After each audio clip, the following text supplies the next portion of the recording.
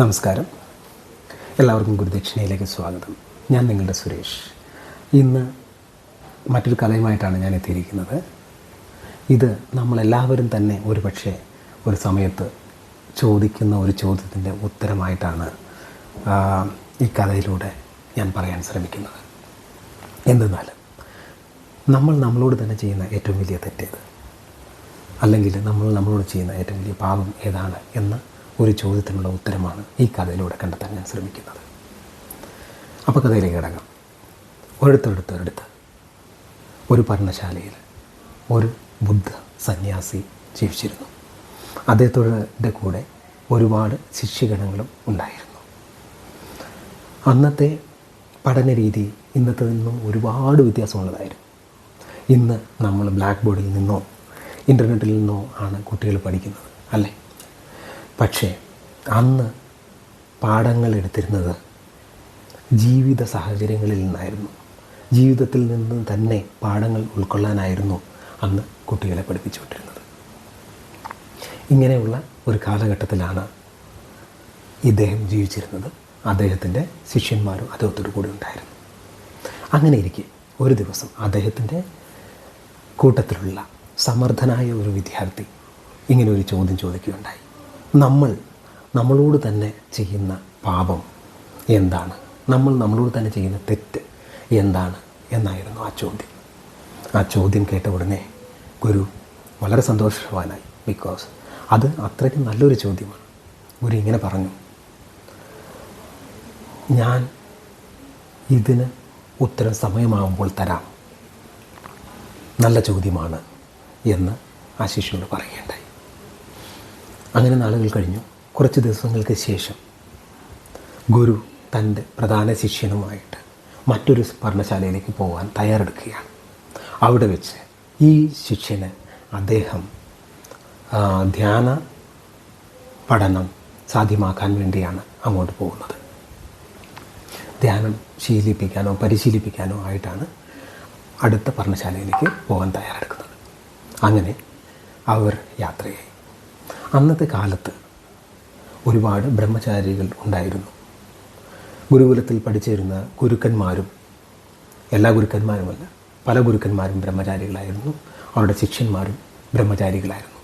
ഇത് പുരുഷന്മാർക്ക് മാത്രമായിരുന്നില്ല, സ്ത്രീകളും ബ്രഹ്മചരി ആ സമയങ്ങളിൽ ഉപവസിച്ചിരുന്നു.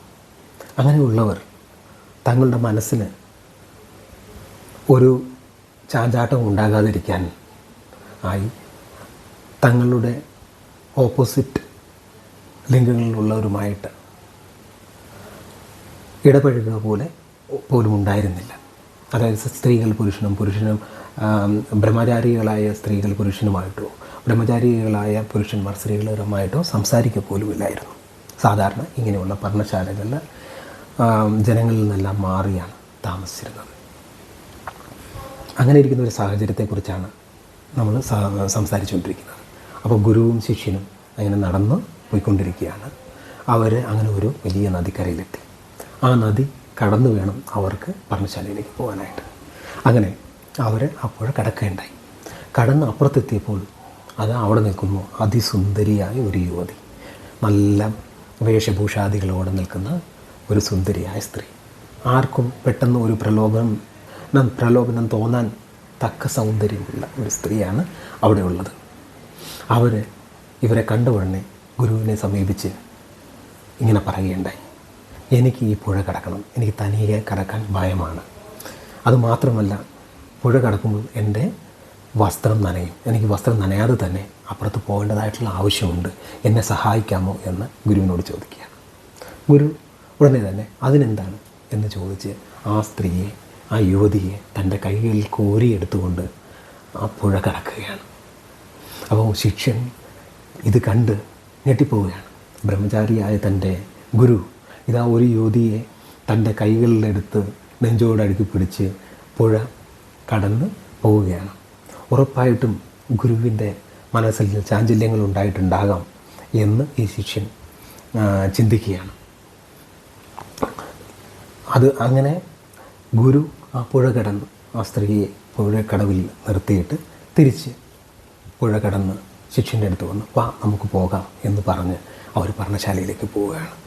ഗുരു സാധാരണ പോലെ കഥകളും കാര്യങ്ങളും പറഞ്ഞ് ശിഷ്യനെ മനസ്സിലാക്കിക്കൊണ്ട് നടന്നുകൊണ്ടിരിക്കുകയാണ്. പക്ഷേ ശിഷ്യൻ്റെ മനസ്സ് മുഴുവൻ ആ സ്ത്രീയെ ഗുരു എടുത്തുകൊണ്ട് പുഴ കടക്കുന്ന ആ രംഗങ്ങളിലൂടെയാണ് പോകുന്നത്.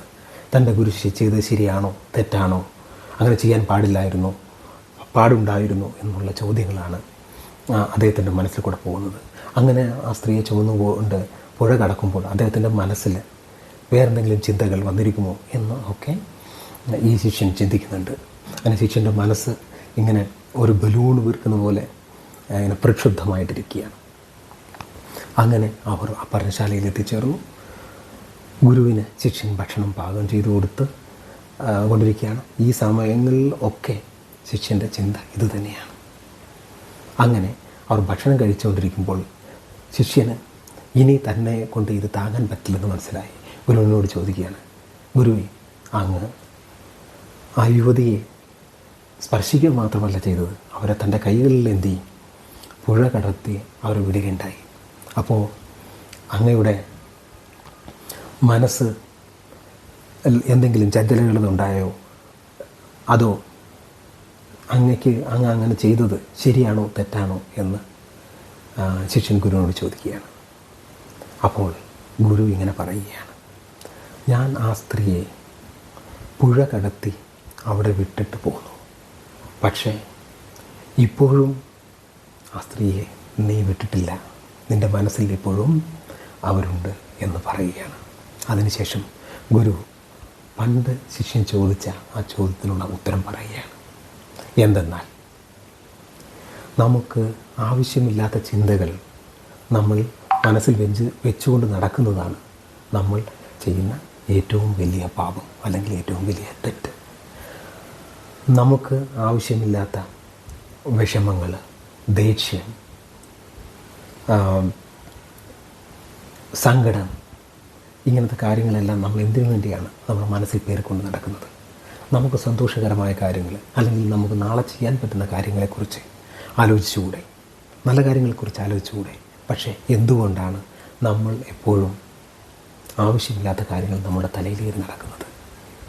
ഇതാണ് നമ്മളോട് തന്നെ ചെയ്യുന്ന ഏറ്റവും വലിയ പാപം അല്ലെങ്കിൽ തെറ്റെന്ന് പറയുന്നത്.